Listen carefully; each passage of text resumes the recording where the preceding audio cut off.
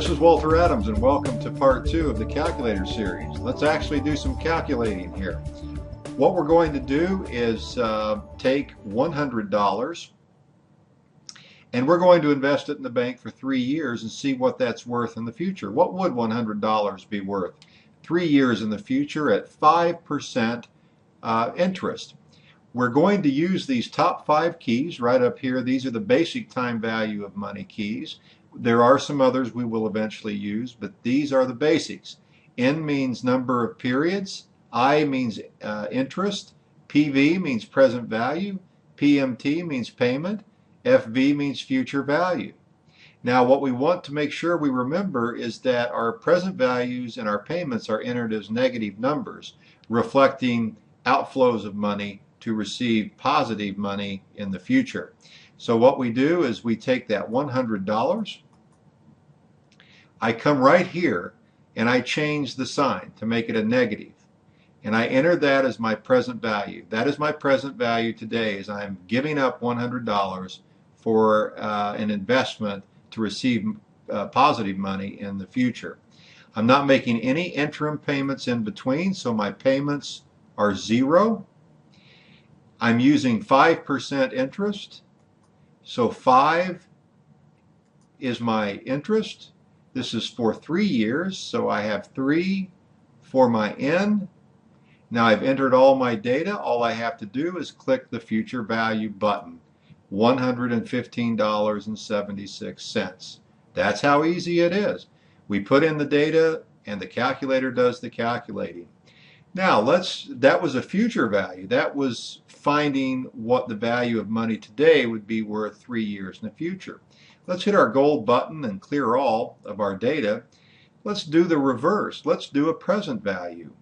What if I would offer you $115.76 3 years from now at 5% interest?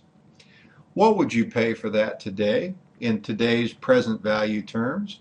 Well, I take my $115.76. That's my known value for the future, so that's my future value. There are still no interim payments. We haven't reached the point of talking about annuities or payments, so I still have 0 for payments. I still have 5% interest. That goes right there in the I. I'm still talking about 3 years, so I click the 3 and that goes into my N. And all I have to do then is come over and click the present value. And lo and behold, it's $100. It's just the reverse of what we just did.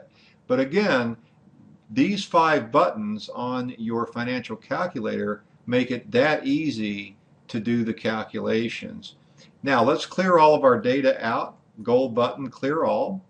And let's do something a little bit longer in time. Let's say that we're offered an opportunity to buy a bond for $100.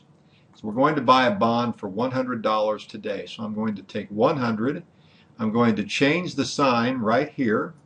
I'm going to enter that. That's today's dollars, and my present value is minus $100. This is going to be, it's going to return $150. So I take $150 and that's my future value. It will return in the future. This will be over a 10-year time frame. So I take 10 and I put that into my N. And we're still there are no interim payments in between, so payments are still 0. Now the question is, what would be the rate of return on that bond that I paid $100 for today to receive $150 10 years from now? Well, I've entered all my data, and all I need to do is come over here and click my I. And that tells me that that investment would be 4.14% for those 10 years.